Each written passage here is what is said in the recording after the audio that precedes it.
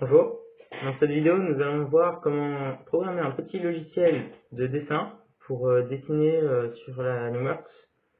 Donc cette fonction n'existait pas sur la NumWorks, c'est pour ça que j'ai décidé de créer un petit logiciel très simple à programmer sur la NumWorks. Elle est très répétitive, donc on peut facilement la programmer en faisant beaucoup de copier-coller sur les autres fonctions précédentes. Donc on va voir ça tout de suite pour la programmer. Donc ici vous avez les différentes instructions. Pour démarrer notre programme, nous allons importer différents modules. On importe math, time, important pour que l'ordinateur comprenne qu'on appuie qu'une fois sur la touche si on appuie pendant moins d'une seconde, enfin environ une seconde. Turtle, c'est la base de notre logiciel de petit programme, c'est pour tout ce qui est dessin. Kandinsky, c'est pour afficher la couleur qui est en cours, en haut à gauche de l'écran. Ion, c'est tout ce qui est touche, 1, 2, 3, 4, sup, etc. Donc, ça, c'était pour les modules à importer. Donc, à présent, penchons-nous sur les variables. Il y a 4 variables, tous ont leur importance. D, c'est pour le diamètre des cercles qu'on va pouvoir tracer. L, c'est pour la largeur du tracé. C, c'est pour la couleur du tracé. Et E, c'est pour décider si l'on trace au moment où on bouge notre curseur ou pas. Donc relever ou baisser le crayon dans le langage Turtle. À la suite des variables, on peut voir for i in range, un très grand nombre. C'est que je n'ai pas trouvé d'alternative pour for i in range infini. Donc ça c'est le nombre d'actions qu'on peut faire. On peut voir qu'on peut en faire un paquet avant d'arriver au bout. Donc même si c'est pas trop infini, j'ai fait une alternative. Speed 10, c'est la vitesse de Turtle. Donc ça c'est pour le module Turtle. J'étalonne la vitesse du tracé à 10 pour l'instant. On peut modifier pour mettre sa vitesse qu'on veut. Commençons la partie couleur. Donc c'est la fonction pour changer les couleurs. Pour le fonctionnement global, on utilise la touche XNT, donc c'est une touche qui va nous permettre de changer les couleurs. On utilise la variable C que j'ai définie plus haut.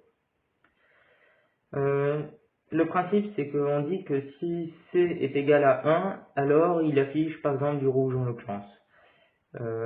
C'est pour la couleur du tracé rouge. Si c'est C4, tracé gris. C5, tracé marron.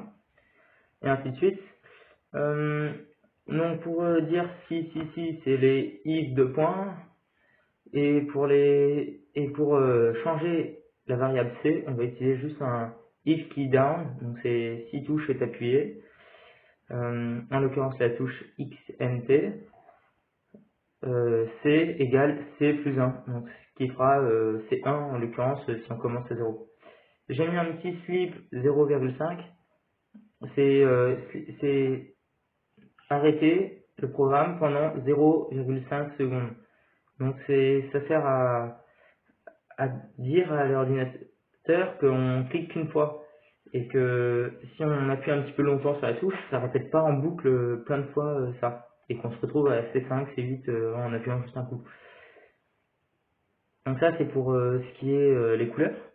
Donc ici vous avez le programme des couleurs, je le descends un petit peu, tac, jusqu'à la fin, au dernier ici C8, j'ai mis C égale 0 à la fin pour revenir à 0. Et donc on peut avoir un menu, à chaque fois qu'on clique sur une XNT, on change de couleur, et à la dernière couleur, on revient au départ, à la première couleur. Donc ici, on revient de orange à rouge. Vous allez me demander, mais où est la couleur noire? La couleur basique, je l'ai juste mis à part, avec une touche à part pour que ce soit rapide à mettre et facile.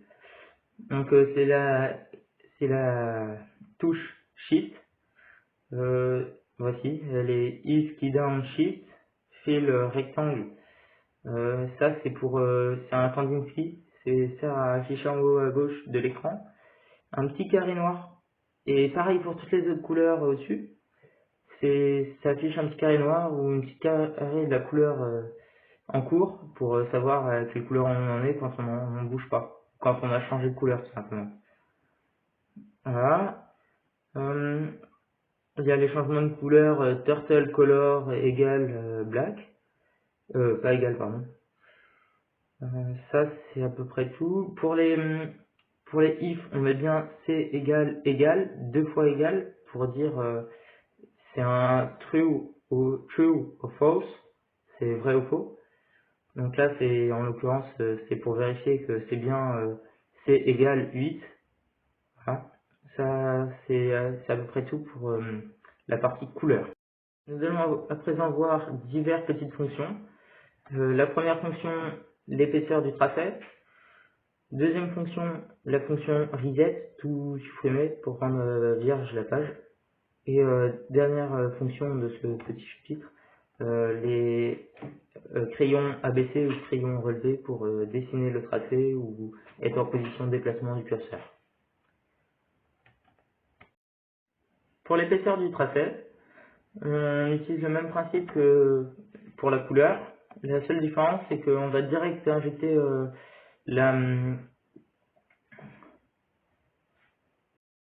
pour l'épaisseur du tracé, on va utiliser exactement le même principe que pour la couleur. Donc on va utiliser une variable, on va lui dire si telle touche est appuyée, alors on ajoute 1. C'est if keydown plus égale 2 points, L égale L plus 1. Et juste après ça, par contre, dans le if, on va ajouter pen size, c'est un module Turtle. Et on va direct mettre la variable L dans pen size. Et au moins, si ça directement sera le chiffre injecté. J'ai mis un if égale true ou false égale 9, c'est pour avoir une limite, pour pas avoir un plus gros trait d'une certaine épaisseur. Donc si on fait trop de plus, après il sature et c'est pour ça que j'ai mis un stop. If keydown égale minus, bah c'est juste pour diminuer l'épaisseur du trait, même principe. Et pour faire le reset, pour la fonction reset, c'est tout simple, c'est si telle touche est appuyée, en l'occurrence backspace, c'est backspace, ça fait reset, donc fonction reset de Turtle. Pour la fonction tracé ou pas tracé, c'est pen down and pen up, c'est tout simple, exactement le même principe que la couleur, donc une variable, en l'occurrence E, on insère un module Turtle, encore une fois, pen up et pen down. Si la variable E est égale à 1, pen up, et si la variable est égale à 2, E est égal à 2, alors pen down. On remet un E égale 0, mais juste un égal cette fois-ci, c'est pour définir la variable, alors que 2 égales, c'est pour vérifier true ou false, vrai ou faux. Et cette E égale 0, c'est pour remettre à 0 le compteur. La fonction déplacement, donc c'est la fonction qui permet de déplacer le curseur. Donc ici on a key up, key right, c'est les touches directionnelles de la calculatrice. Comme vous pouvez le voir sur le programme, on définit un cap, donc 90 degrés, moins 90 degrés, 120, 80 degrés, etc. Et on dit forward de 1 à chaque fois, donc il fait un pas à chaque fois qu'on appuie. On peut aussi modifier la vitesse en faisant ça, mais on aura une moins bonne précision, parce qu'il avancera de 2 pixels, ou si on dit forward 3, alors que là, il a une précision de 20 pixels.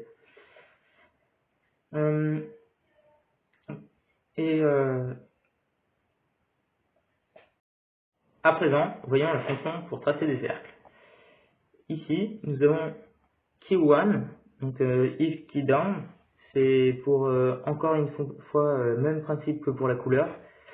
On a une variable d, en l'occurrence pour diamètre, et d égale d plus 1.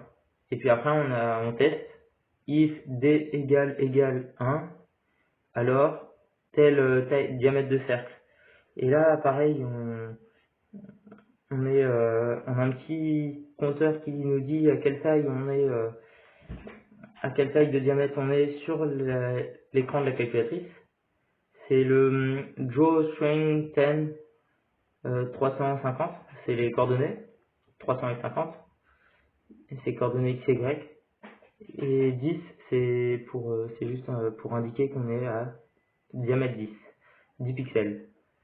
Ça, c'est à chaque fois qu'on appuie sur la touche 2, ça trace un cercle de rayon 10. Du rayon qui est défini à partir de la variable d. Même principe du coup que la variable c. À la fin, comme sur toutes les variables, on met un d égale 0, qui nous sert à retourner au début quand on a fini, quand on est à 80 et qu'on veut tracer un trait de 1 de diamètre 10, alors on a juste à appuyer sur la touche, on revient à 0. Et en dernier, c'est une fonction pas très importante, c'est juste if key down line, ça sert à mettre le cap à 90 quand on est à un point et qu'on ne veut pas bouger, et mettre le cap à 90. Voilà.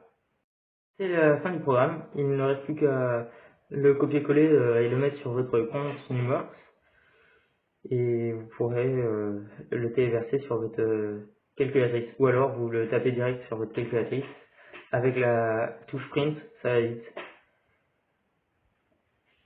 Il y a beaucoup de copier-coller, de répétition, donc moi je l'ai programmé sur ma calculatrice et ça a très bien marché.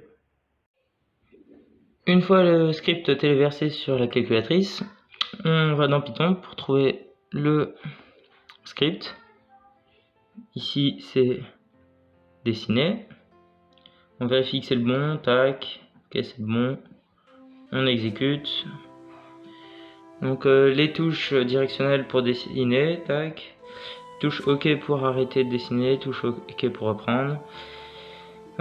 Touche plus pour augmenter la taille. Touche moins pour la diminuer. Touche XNT pour changer la couleur. On a toutes les couleurs, je vais vous les montrer. Tac.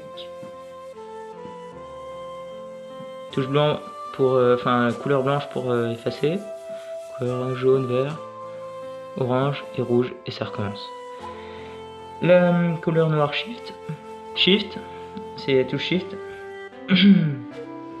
Pour dessiner les cercles, on fait touche 1.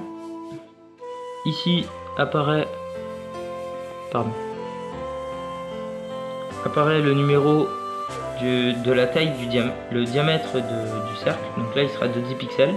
Touche 2 pour activer, pour faire un cercle. 1 pour augmenter, et ainsi de suite. Donc là à droite droite de l'écran, on voit 40, donc là il va avoir un diamètre de 40 pixels.